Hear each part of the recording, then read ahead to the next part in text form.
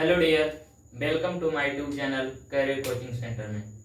दोस्त, मैं हूं मृत्युंजय यादव और आप सभी के सामने लेकर आ रहे हैं क्लास 12 के छठे चैप्टर जिनका नाम है द सोल्जर। तो देखिए, उस चैप्टर को line by line explanation Hindi में समझेंगे।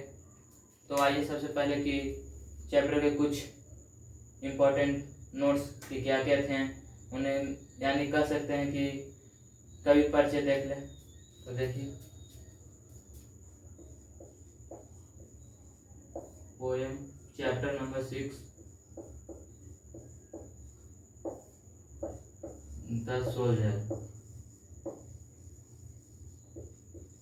द सोल्जर इनके लेखक हैं यानी कि राइटर कह सकते हैं रूपर्ट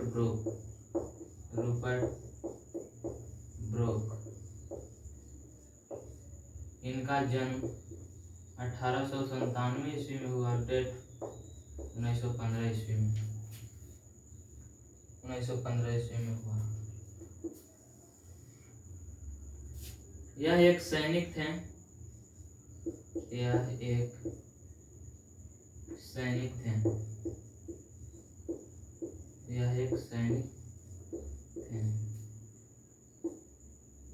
इनका जन्म He lived in England। ये इंग्लैंड के रहने वाले थे और ये इंग्लैंड के ही आर्मी में इनका सिलेक्शन था।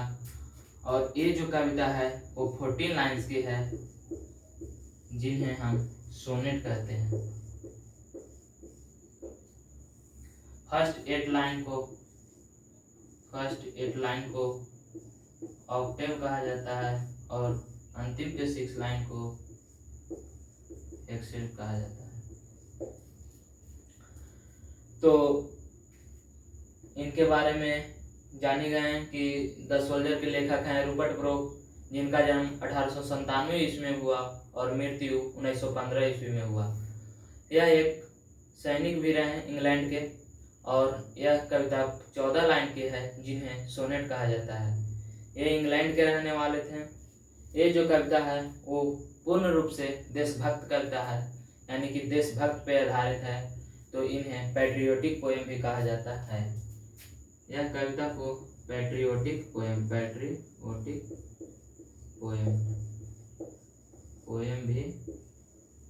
कहा जाता है। इनका मृत्यु मतलब कि जब फर्स्ट वर्ल्ड वार हो रहा था तब इनका मृत्यु फर्स्ट वर्ल्ड वार में ही 1915 ईस्वी में हो गया था। इनका मृत्यु फर्स्ट वर्ल्ड वार के अगेंस्ट हुआ था। फर्स्ट वर्ल्ड वार के अगेंस्ट 1915 ईस्वी में।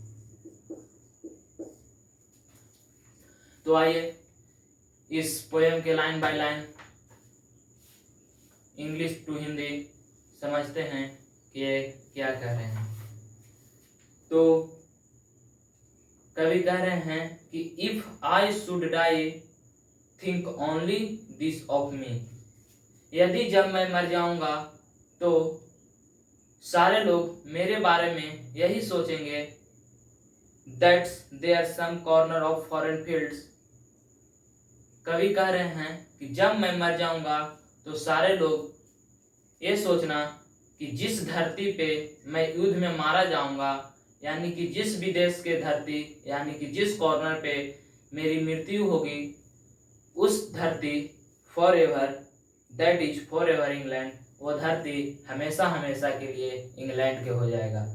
इसका मतलब ये नहीं हुआ कि कभी अगर इंग्लैंड के सैनिक हैं और जाकर अमेरिका में मारे जाएंगे तो वो पूरा ही धरती अमेरिका का नहीं होगा, बल्कि इस पोएम के माध्यम से वे बताना चाह रहे हैं कि जिस जगह पे मैं मरूंगा, यानी कि जिस जगह पे मुझे दफनाया जाएगा, उस जगह पे इंग्लैंड के खून, यानी कि इंग्लैंड में जब मैं पैदा हुआ था तो इंग्लैंड का ही खून था, उसी के चलते वो बोल रहे हैं कि इंग्लैंड की खून से वहाँ पे जिस जगह पे मेरा शव यानी कि दफनाया जाएगा वह पूरा धरती वहाँ पे कि इंग्लैंड का हो जाएगा। इनका कहना ये था। There shall be in the rich earth and richer dust concealed. यहाँ पे रिच अर्थ यानी कि जिस धरती पे वो मरेंगे वो धरती कितना महान होगा यानी वो धरती कितना अमीर होगा। एंड रिचर डस्ट यानी कि रिचर डस्ट के रूप में कभी अपने शरीर को तुलना किए हैं कि जिस तरह से धुलकन उड़ते चलता है उसी तरह से जब मैं मर जाऊंगा तो रिचर डस्ट यानी कि उसी अमीर धरती पे मेरा डस्ट यानी मैं धूल बनकर कैंसिल्ड यानी दफनाई जाएगी। यानी कि कैंसिल्ड का मतलब होता है दफनाना। तो उसी समय उसी जगह पे मुझे शव को दफनाया जाएगा। ए डस्ट होम इंग्लैंड वोर सेप्ट मेड अवेयर। क्योंकि ये जो शरीर है यह शरीर इंग्लैंड के धरती पे जन्म हुआ है। इस शरीर को इंग्लैंड ने आकृति दी है, इंग्लैंड के लोगों ने इसे आकृति दी है। इसे चलना फिरना इंग्लैंड के लोगों ने सिखाया है और इस पूरे शरीर में इंग्लैंड का खून बसा हुआ है। A body of England breathing English air. क्योंकि इस जो शरीर है इनमें पूरा इंग्लैंड का यानी कि इंग्लैंड में जितना हवा बहता है इंग्लैंड के हवा पूरे शरीर में भरा हुआ है। इनका कहना यह था। West by the river blessed by the suns of home. England के ही नदियों में इन्हें वाश यानी कि धोया गया था, नहाया गया था और इंग्लैंड के ही जब सूरज निकलता है तो वहीं से इनका आशीर्वाद मिला था। And think this heart. और जब यह दिल के बारे में सोचेंगे तो एज इविल सेड अवे। यह दूरी यह थॉट भी वही के रहने वाले यानी कि वह यह जो मेरे मुंह से जो आवाज़ नहीं कर रही है ये सब का बनावट में मेरी इंग्लैंड में ही हुई थी। A pulse in the internal mind no less gives somewhere back to thought my England given.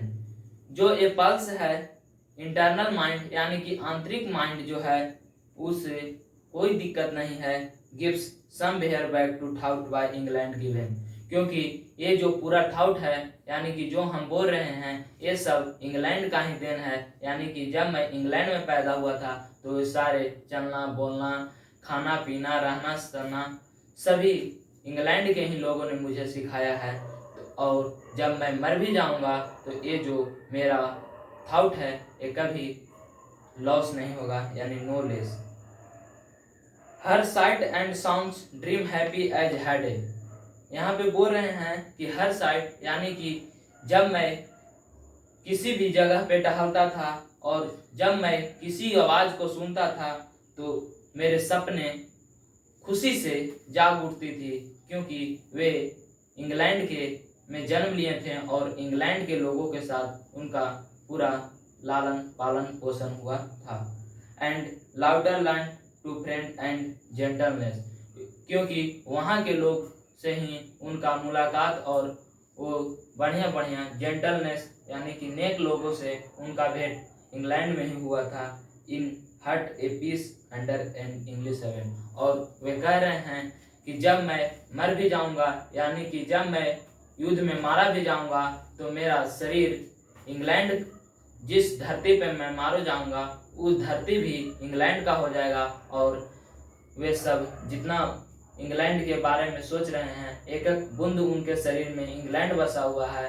वे कह रहे हैं कि जिस मिट्टी पे जन्म लिया था वो मिट्टी इंग्लैंड का था और जो हवा शरीर में मेरे है वो इंग्लैंड का ही है। तो सारे प्राकृतिक रूप से जितनी सारी उन्होंने अपने घटनाएं जीवन में सीखी वे सब बोलते हैं कि जब मैं मर जाऊंगा तो जाकर स्वर्ग में उन्हें फिर से याद करूंगा कि इंग्लैंड की धरती कितनी प्यारी धरती थी क्योंकि वहाँ पे उनका जन्म हुआ था। तो यही 14 लाइन के कविता में कवि ने बताए हैं। तो आइए इनके समरी पे हम फोकस करते हैं। समरी इनका है कि the poem soldier has been composed by a great war poet Rupert Brooke. ये वार पोएट के नाम से भी इन्हें जाना जाता है, क्योंकि ये ज़्यादातर कवि जितना भी इन्होंने 4 कविता लिखे, जो कि पूरा इन्होंने देशभक्त कविता यानी कि पूरा पेट्रियोटिक पोएम लिखी है। तो देखिए the poem the soldier poem Rupert Brooke के द्वारा लिखा गया है, जो कि एक ग्रेट वार पोएट के नाम से जाने जाते हैं। He was a poet and a soldier of England army. यह एक कवि भी हैं और यह इंग्लैंड के सैनिक भी हैं। The soldier of England are fighting against those of Germany in first world war. कुछ सैनिकों के साथ इंग्लैंड का फाइटिंग जर्मनी के अगेंस्ट हो रहा था, तब उसमें इन्हें भी भाग दिया गया था और ही इज सेंट, इन्हें भी भेजा जाता है in the first world war to fight against Germans. इन्हें जर्मनी के खिलाफ अगेंस्ट यानी कि उनके विरुद्ध लड़ाई करने के लिए इन्हें भी भेजा जाता है और he dies during the war, और उसी वार के समय यानी वही युद्ध में इनका मृत्यु हो जाता है। बिफोर हिज डेथ, मरने से पहले, he has compose 4 poems and all his poems are of 40 lines. मरने के पहले इन्होंने 4 कविता लिखा, जो कि टोटल पोएम यानी कि जितने इन्होंने चारों जितना पोएम लिखा वो सब पोएम 14 लाइन का लिखे, जिन्हें सोनेट के नाम से जाना जाता है। All 4 poems the soldier is the best, और चारों पोएम में सबसे बेस्ट पोएम के रूप में द सोल्जर निकला, प्रकाशित हुआ। In this poem he has described the love towards his country and countryman. इस पोएम के माध्यम से कवि अपने देश और देश के लोगों के प्रति अपने प्यार को जताया है। Therefore he is called a patriotic poem। इन्हीं के नाम से इन्हें पेट्रियोटिक पोएम यानी कि इसी के चलते, क्योंकि ये अपने देश के चलते इन्होंने अपने प्राण की आहुति दे दी, इसलिए इन्हें पेट्रियोटिक पोएम भी कहा जाता है। The poet is very happy because he has got a chance to serve. कवि बहुत खुश होते हैं क्योंकि उन्हें एक सेवा करने का चांस मिला था। वह अपने कंट्री यानी कि अपने देश को सेवा करने की उन्हें एक चांस मिला, इसलिए वो अपने जीवन में बहुत खुश थे। He is all ready to sacrifice his life for his countrymen। वे हमेशा अपने देश के प्रति जागरूकता रहते थे, सेक्रीफाइस रहते थे अपने कंट्रीमैन के यानी कि अपने देश के लोगों के प्रति। He says the whatever he has got his wife up to now। उन्होंने अभी तक पति यानी कि पत्नी नहीं पाया था।